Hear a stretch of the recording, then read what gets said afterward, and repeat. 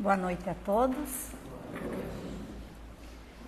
Então, assim como a Adriela pediu na prece, eu também peço que a espiritualidade me ampare para que eu possa trabalhar esse tema de forma coerente e que mexa com os nossos corações, principalmente com o meu.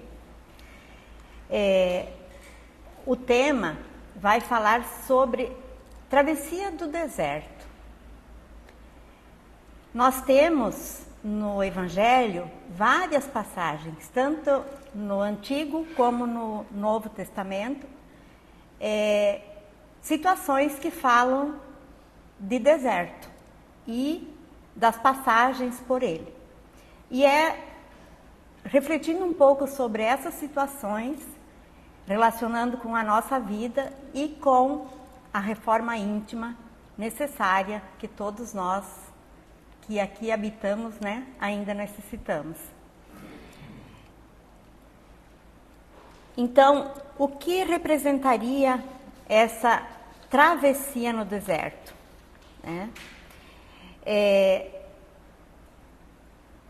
Moisés atravessou o deserto com 600 mil homens preparados, já prontos, adultos, preparados que poderiam lutar. Num total, entre mulheres, homens e crianças, dava quase 2 milhões de indivíduos. O que representa essa travessia no deserto por Moisés? O que nós podemos aprender com essa travessia? Então, além de tudo, Moisés poderia ter utilizado um caminho curto para atravessar, bem mais curto. E ele utilizou o caminho mais longo para atravessar esse deserto. Por que escolher o caminho mais longo? Tinha todas as dificuldades do deserto que ele já nos proporciona se pensarmos em atravessá-lo. E ainda pensar no caminho mais longo. Por que foi necessário esse caminho mais longo? Porque Moisés pensava que, e era realidade no momento, ele estava atravessando o deserto com um povo inculto, duro, agreste, E ele buscava trabalhar com essa população, no sentido de fazê-los pensar, de fazê-los refletir, de fazê-los modificar interiormente, Embora nós sabemos que, enquanto ele foi para o monte receber os 10 mandamentos, quando ele volta, o que tinha acontecido? As pessoas tinham reunido seus bens preciosos, e estavam lá venerando um boi. Então, ele sabia que ele precisava trabalhar com tudo isso.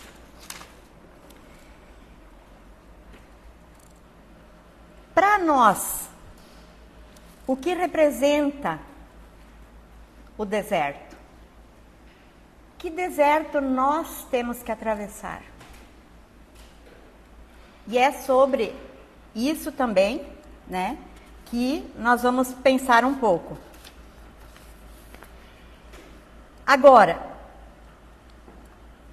por que nós vamos pensar? Porque quando nós pensamos em deserto, normalmente a gente associa a uma situação difícil. Sede, não tem vegetais, não tem sombra, calor, muito frio à noite. Então tem todas umas situações, de dificuldades. Isso pode ser relacionado com o que nós vivemos no nosso dia a dia, quando nós nos sentimos desamparados, quando nós nos sentimos com solidão, com depressão, com todos os sentimentos e também com as dificuldades de doenças, sejam quais forem as dificuldades. O que representa essa passagem pelo deserto quando estamos nessas dificuldades? Representa buscarmos Deus, confiarmos em Deus, vermos que Deus nos oferece consolo, orientação, né? Nós temos também Jesus, que foi conduzido ao deserto, né, por um espírito para ser tentado. Está lá nos evangelhos. E aí, tendo jejuado 40 dias e 40 noites, depois ele teve fome. Em que ele foi tentado? Esse espírito, que em algumas traduções aparece como diabo, em outras como demônio, em outras como Satanás. Depende de cada tradução. Seria esse opositor do bem. Ele é tentado pelo opositor do bem. Primeiramente, ele é pedido para transformar pedras em pães, né? E ele dá uma resposta: nem só de pão viverá o homem, mas de toda a palavra que sai da boca de Deus. Aí, depois ele é chamado e convidado a lançar-se do precipício, pois afinal, se ele confiava tanto em Deus, Deus estaria lá, mandaria um anjo para acudi-lo antes dele chegar ao chão. E ele responde: não tentarás o Senhor teu Deus. E a terceira tentação, quando ele é convidado a adorar esse ser opositor, e que ele conheceria todas as graças, todas as bênçãos que esse ser opositor conhecia, e ele teria o conhecimento de tudo isso. E ele respondeu: ao Senhor teu Deus adorarás, e só a ele servirás. Aqui, Jesus está já nos falando um pouco daquela situação em que Moisés passou com o povo que estava atravessando o deserto. Quando ele, recebendo os 10 mandamentos, volta e encontra eles adorando um metal, um ser feito de ouro, né? O que seria esse jejum que fala aqui, ó, que Cristo passou 40 dias e 40 noites jejuando e depois sentiu fome? Que jejum é esse? Será que é jejum da nossa alimentação, do nosso corpo físico? Nós temos, né, alguns que fazem o jejum, alguns por necessidade ou seguem um padrão onde querem fazer essa questão do emagrecimento e coisa e tal. Temos também o jejum, onde é feito um jejum de certas comidas durante um período do ano lá no período da Páscoa, né? Antes da Páscoa. Mas será que esse jejum de um alimento é o mesmo que esse jejum que Jesus fez por 40 dias no deserto? Aqui, Jesus fala para nós do jejum moral, né? Quando nós precisamos jejuar, fazer uma introspecção para dentro de nós, né? E pensar nos sentimentos que nós alimentamos, nas paixões que nós alimentamos, nas tentações que nos aparecem. E aqui nós podemos pensar que muitas vezes, quando a gente está lá pronto para ir para uma palestra espírita, para um grupo de estudos, para alguma coisa, aparece um imprevisto, né? E é nesse momento que nós temos que refletir. É uma tentação? Eu realmente tenho que ficar em casa por esse imprevisto? Ou é mais importante eu ir numa palestra, num estudo. São situações que se apresentam, que nos fazem refletir, que deveriam, né, nos fazer refletir. O pão, sempre a gente tem conhecimento, e sempre o povo teve conhecimento de que o pão é o alimento que nos sacia a nossa fome, né? Mas Jesus vem nos falar de um outro pão, do pão da vida, né? Do pão espiritual, do alimento essencial que nutre nosso espírito, nossa alma, né? Que seria a fé, a esperança, a caridade, a vontade. Em nossas existências, né? Nós temos muitas questões que nos fazem partir, pensar, seguir paixões inferiores, pensamentos negativos, né? E que nós precisamos usar o SOS que teve na mensagem inicial, né? Fazer o silêncio, fazer a oração e partir para o trabalho no bem. Sempre que somos tentados, devemos pensar nesse SOS. Joana de Ângeles nos explica que, na atualidade, a busca do deserto que nos mostra nos evangelhos não conduz o indivíduo às regiões geográficas áridas e distantes da civilização, mas às paisagens interiores que aguardam ser conhecidas pela reflexão profunda, penetradas pela busca do silêncio iluminativo. Então, Joana de Ângeles nos fala que esse deserto, né, essa busca pelo deserto é o nosso interior. As nossas reflexões do que nós ainda precisamos modificar, do que ainda nós percebemos que precisamos melhorar, né? Precisamos refletir nos demônios que nos atormentam, né? E que nos distanciam das tarefas espirituais. Quais são esses problemas, essas tentações que nos afligem, né? A respeito das tentações sofridas por Jesus, que seria a ambição, falta de fé e poder, nós podemos relacionar, fazer um paralelo, né, com as nossas vivências, usando símbolos como sinais de alerta e de atenção. E aí, muitas vezes, nós usamos, por exemplo, no Ano Novo. Nós ficamos pensando em colocar uma folha de louro dentro da carteira, ou no bolso, para podermos ter dinheiro. Vamos usar uma roupa branca para pensar em paz, harmonia, uma roupa vermelha para pensar não sei no quê, e assim por diante, né?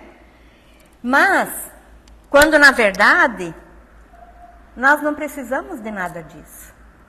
Nós precisamos, sim, de utilizar esses momentos para refletir e agir no bem, fazer a nossa mudança, fazer a nossa reforma interior. E por que então nós ainda vivemos nesse mundo de provas e expiações? Por que nós estamos aqui? Sabemos que estamos num momento de transição, mas está demorada essa transição, né? Olha lá, desde que Kardec codificou, já se vem falando da transição. Por que essa transição não pode ser mais rápida, né? E nós estamos colaborando com essa transição? Como está o nosso pensamento no dia a dia? Como está o nosso julgamento das atitudes do próximo, né? Por que então nós ainda estamos nesse mundo de provas e expiações? Porque nós espíritas sabemos que somos seres imortais, somos espíritos velhos, com muitos erros, e estamos tendo uma oportunidade. E que ainda nos demoramos em aproveitar essa oportunidade. Nós que já estamos aqui, pelo menos ouvindo e tentando absorver, né, nos estudos, nas palestras, tentando absorver o que nós ainda carregamos, o que nós ainda precisamos melhorar. Já estamos refletindo. Isso não significa que ao desencarnar, nós iremos para um lugar muito lindo, maravilhoso. Não. Ainda vamos do jeito que estamos no momento da nossa desencarnação, né? E aí nós vamos ter um terceiro exemplo de alguém que é convidado a ir para o deserto.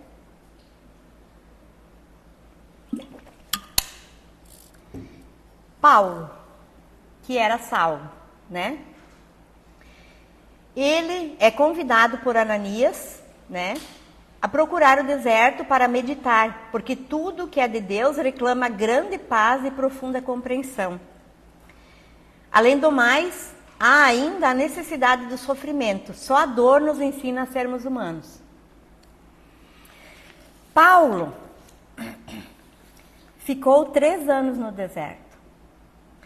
Paulo era um homem que tinha poder quando era Saulo e que perseguia muito os cristãos. Mas, num momento, ele caiu em si e começou a fazer o caminho contrário ao que ele estava fazendo, que era o caminho que ele tinha se proposto para a encarnação que ele estava passando, mas que estava confundindo e perseguindo os cristãos, né? Ele vai para o deserto por 3 anos, principalmente para se perdoar. Ele precisava fechar os olhos materiais e abrir os olhos espirituais. Com isso, ele, no deserto, sabia que ele precisava se reconciliar com o passado. Ele não tinha como apagar aquele passado, de tantas maldades que ele tinha praticado. E Paulo não existiria se não tivesse Estevão, né? Porque foi quando ele mata Estevão, que era irmão da sua amada Abigail, que ele começa a cair em si do que ele tinha feito e de qual era o seu papel, né? Então ele precisava ir para o deserto para se perdoar. Perdoar o que ele tinha feito até então. Ele não usa da paralisia, do medo, do que ele tinha feito até então. Ele se estimula, com tudo isso, a fazer o bem, a praticar o bem, a fazer um novo caminho nessa mesma encarnação em que ele estava, né?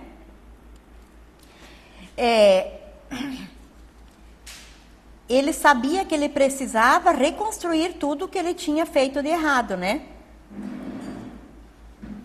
E antes dele ser Paulo, ele tinha todo um reconhecimento da sociedade.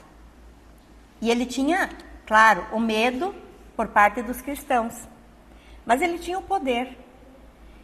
Quando ele se conscientiza e busca um novo caminho, ele passa por um período de solidão. Porque ele não é mais bem visto diante dos poderosos e também é visto com desconfiança diante dos cristãos. Então ele passa por momentos de solidão. Mas é nesse momento de solidão que ele também aproveita para refletir e refazer amizades novas. Que no deserto ele consegue fazer várias amizades novas. E é isso que muitas vezes nós também precisamos refletir. Quando a gente se propõe a mudar, certas coisas na nossa vida.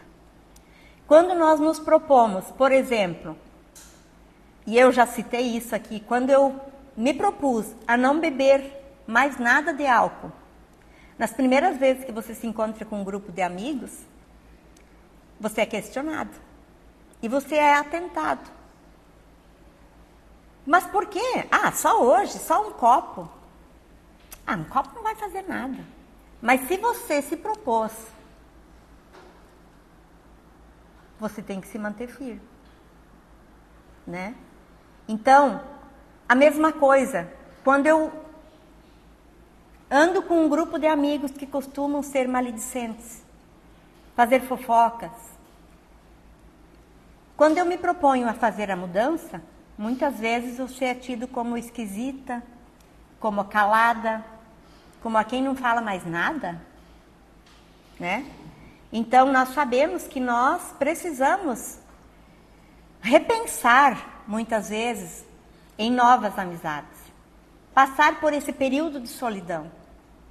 Não que nós precisamos desfazer as amizades, desde que ela seja uma amizade saudável, né?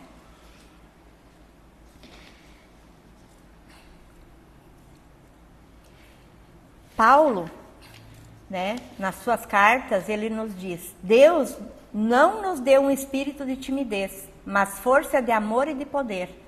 E nós sabemos que nós temos essa força de amor e de poder.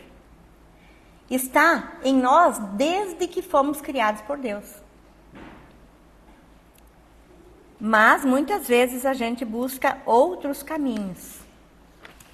E aqui novamente a reflexão. O que representa a metáfora do deserto? O que o deserto pode ser? A perda de saúde? Quando Bartimeu, ele cego, em meio a toda uma população, clama por Deus, por Jesus. E as pessoas falavam: cala-te, fica quieto. E ele não se calou. Ele gritava cada vez mais alto. Ele assume uma postura de que ele se sentia merecedor de ser ouvido por Jesus. Quantas vezes nós nos colocamos como os coitadinhos? Ai, será que eu mereço? Será que eu consigo? Bartimeu não se deixou abater pelas palavras de quem estava próximo e o mandava calar-se, né? E nós também, muitas vezes, como pais, algumas vezes, nós falamos assim: mas você não serve para nada, você não vai dar para nada. E isso fica para sempre. Mas nós devemos aprender a não ouvir isso. E mostrar que nós servimos, sim, para muita coisa. Que nós servimos e que nós somos criados por Deus e que nós podemos ser uma luz para muitos. Nós podemos não servir muitas vezes para ser aquilo que nossos pais querem, muitas vezes buscando bens materiais, mas eu posso servir dentro daquilo que eu me sinto bem. Dentro daquilo que eu me proponho a servir no bem, né? Naquela época de Bartimeu, os mendigos, eles eram como que carimbados, né? Eles usavam uma capa de mendigos. Quando Bartimeu vai até Jesus, ele larga essa capa. Quando ele larga essa capa, ele sabia que ele não conseguiria de volta essa capa. Então ele não seria mais socorrido, privado de suas socorrido de suas necessidades pelo governo. Que a partir de então ele deveria trabalhar por si próprio. E ele não tem medo disso. Ele larga o manto. ele larga essa capa, né? E essa capa, ela significava uma capa de incompetência. Porque você está pedindo, você não consegue fazer nada. E ele vai até Jesus. E quando Jesus o cura da cegueira, ele sabe que ele nunca tinha feito nada, mas que ele deveria começar de algum ponto. Ele mantém a fé, a esperança, a coragem e segue. Quantas vezes nós deixamos de sair da nossa zona de conforto? Quantas vezes nós não perseveramos na fé? Quantas vezes nós não somos humildes? Não confiamos em Deus, né? Bartimeu, ele foi proativo. Ele não se paralisou, ele foi em frente, né? Saulo, que foi depois Paulo, ele teve o contrário. Ele tinha o manto do poder, o manto de todas as regalias da sociedade. E ele cai e perde esse manto. Mas ele também não se paralisa. Ele vai em frente. Então, quando nós passamos por essas travessias das dificuldades, da doença, da perda de bens materiais, da separação de entes queridos, de desafios intransponíveis, como nós nos colocamos? Nós paralisamos ou erguemos a cabeça e seguimos em frente? Eu não lembro agora se foi Rossandro Kinzler, acho que foi ele que coloca aqui. Existem pacientes que eles fazem, ele é psicólogo também, né? E, segundo ele, eles fizeram um estudo e quando era, junto com médicos, né? E quando era dado o diagnóstico de câncer, existe o grupo que morre antes da previsão de que os médicos tinham dado e aqueles que superam e curam. Por que essa diferença? A gente sabe que nem tudo é só isso, mas que muito ajuda aquele que não se coloca como vítima e já se vê como morto. Morto, o nosso corpo físico, né? Mas aquele que não aceita a doença, mas não aceita a doença no sentido de não se tratar. Aquele que não se deixa abater e que busca o socorro, busca a fé em Deus, busca a medicina, né? Que segue em frente.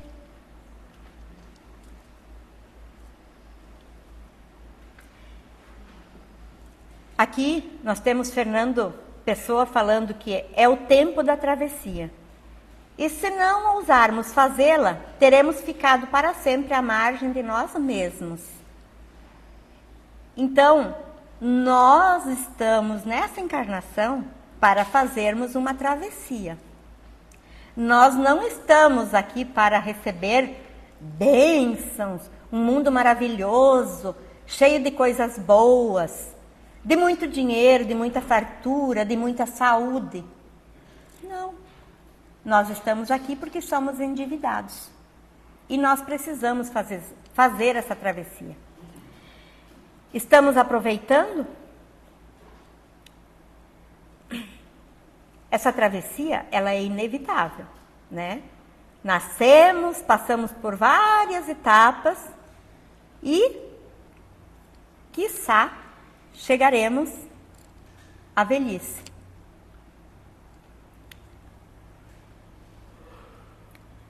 Chico nos diz que a travessia é pessoal e que existem pessoas que se sentem ofendidas, magoadas por qualquer coisa. A mais leve contrariedade já se sentem humilhados. Ora, nós não viemos a este mundo para nos banhar em águas de rosas. Somos espíritos altamente endividados dentro de nós. Aliás, endividados. Dentro de nós, o passado ainda fala mais alto. Não podemos ser tão suscetíveis assim. Então, é o que eu tinha acabado de falar, que a gente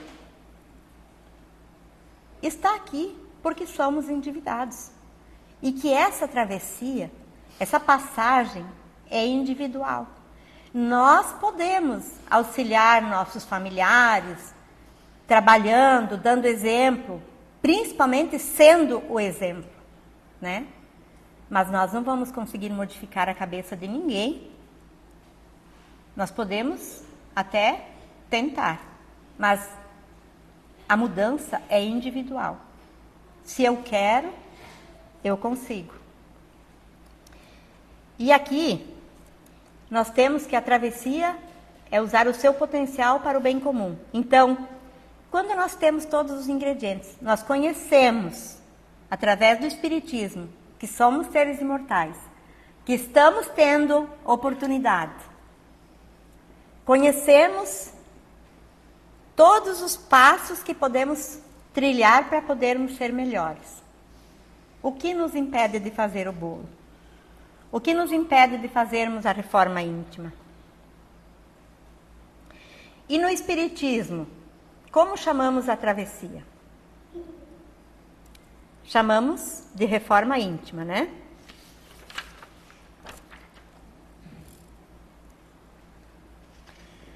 A reforma íntima é um processo contínuo de autoconhecimento, de conhecimento de nossa intimidade espiritual, modelando-nos progressivamente na vivência evangélica em todos os sentidos da nossa existência. É a transformação do homem velho, carregado de tendências e erros seculares, no homem novo, atuante na implantação dos ensinamentos do Divino Mestre, dentro e fora de si. Então, assim como Paulo, ele sabia no deserto que ele deveria se transformar num homem novo, deixar o homem velho para trás. E nós também temos esse convite. Vamos deixar o homem velho que já matamos, já fizemos muitas atrocidades. Vamos deixar esse homem velho. Vamos deixar um homem velho da vaidade, do egoísmo, das paixões, e vamos buscar um caminho novo. E aqui nós teremos algumas dicas de 12 passos que nós podemos passar refletindo para fazermos essa reforma. Primeiramente, nos colocarmos com postura de aprendiz. Ouvir, buscar aprender, buscar entender, deixar de lado o orgulho. Autoconhecimento, né? Já tivemos várias exposições aqui que falam, e eu também já falei muitas vezes, da última questão do Livro dos Espíritos, onde Santo Agostinho nos leva a uma reflexão de como nos conhecermos e de quanto isso é importante, né? De renunciar. Aqui, a questão da seletividade social. Que lugares frequentamos? O que fazemos? Como somos? Podemos ir em qualquer lugar e sermos sempre nós mesmos. Não precisamos agir conforme os outros queiram e os outros pensem. Aceitação da nossa sombra, dos erros que já cometemos, dos erros que ainda cometemos, né? Principalmente nos auto-perdoarmos. Sabemos que somos espíritos imortais e que precisamos nos perdoar. Muitas das nossas doenças emocionais ainda são por falta de nos perdoarmos. Porque esses sentimentos ainda estão em nós, no nosso computadorzinho. cumplicidade com a decisão de crescer. Então, se manter disciplinado, né? Manter-se firme na postura. Vigilância. Cuidar, observar-nos, principalmente a nós. O outro é o outro. Eu tenho que pensar no que eu estou sendo, para daí poder ser o exemplo para o outro. A oração, né? Que nós já vimos antes também. Tolerância. Tanto que nós temos de intolerância hoje. Quanta intolerância no trânsito, nas questões de escolha pela sexualidade ou por ter nascido com aquela sexualidade, né? Intolerância por questões religiosas, intolerâncias, muitas. Podemos citar muitas intolerâncias. Como nós estamos lidando com isso? Amor incondicional. Nos auto-amar primeiramente. Eu não posso amar o próximo se eu não me amar. E temos ainda muita falta de auto-amor, né? Socialização. Buscarmos socializar com coisas, momentos bons, momentos agradáveis. Leituras agradáveis, estudos agradáveis, ouvir algo positivo. Quando estamos ouvindo algo na televisão, no computador ou no celular, o que nós estamos ouvindo? O que nós estamos assistindo? Né? Priorizar momentos agradáveis, momentos que nos elevem. Caridade. Como estamos em relação à caridade? O que é ser caridoso? Nós já tivemos várias falas aqui sobre isso também, que não são os bens materiais. Muitas vezes é algo muito simples, é apenas parar, ouvir ou dar um sorriso, falar um bom dia animado, né?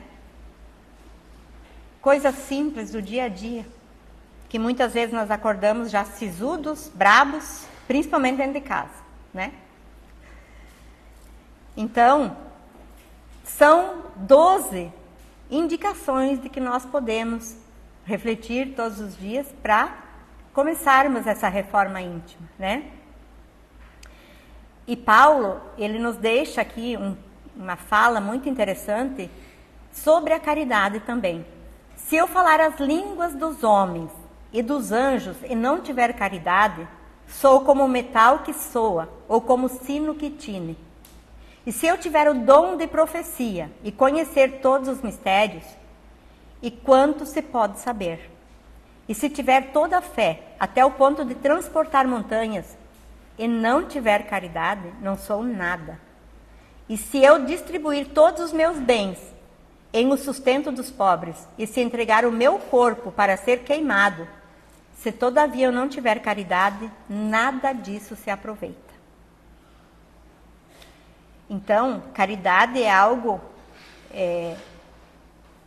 que nós, na nossa transformação íntima, deve ser algo que devemos refletir, pensar, buscar no nosso dia a dia. E observarmos como nós estamos fazendo a caridade dentro da nossa casa, com aqueles que estão mais próximos de nós. Jung nos traz também uma frase que nos faz pensar um pouco. Sua visão se tornará clara somente quando você puder olhar para o seu próprio coração. Quem olha para fora, sonha. Quem olha para dentro, desperta. Então, se nós sonhamos em fazer uma reforma íntima, vamos despertar, olhando para dentro de nós mesmos, buscando nos conhecer, trabalhar todos os dias no nosso interior o que nós ainda precisamos fazer. Que deserto ainda preciso atravessar para realizar a minha reforma íntima? O que eu preciso modificar para me tornar um homem novo? O que eu preciso buscar? Que caminhos? E nós temos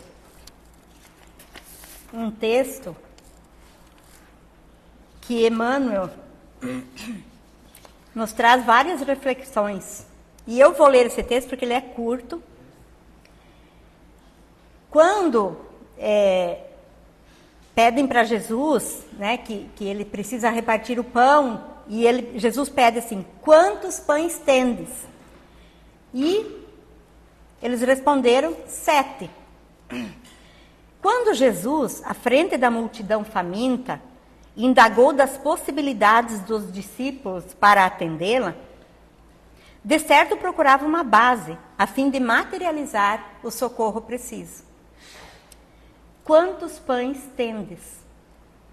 A pergunta denuncia a necessidade de algum concurso para o serviço da multiplicação. Então aqui, Jesus estava nos dando uma dica de que ele multiplica. Mas quem tem que dar o primeiro passo? Nós. Nós precisamos dar o primeiro passo e o resto se fará. E muitas vezes nós nos colocamos como vítimas, nos paralisamos e deixamos de dar esse primeiro passo. E Emmanuel continua. Conta-nos o evangelista Marcos que os companheiros apresentaram-lhe 7 pãezinhos, dos quais se alimentaram mais de 4.000 pessoas, sobrando apreciável quantidade. Teria o mestre conseguido tanto se não pudesse contar com recurso algum? A imagem compele-nos a meditar quanto ao impositivo de nossa cooperação para que o celeste benfeitor nos felicite com os seus dons de vida abundante. Poderá o Cristo edificar o santuário da felicidade em nós e para nós, se não pudermos contar com os alicerces de boa vontade em nosso coração? Se nós não queremos nos modificar, Cristo consegue?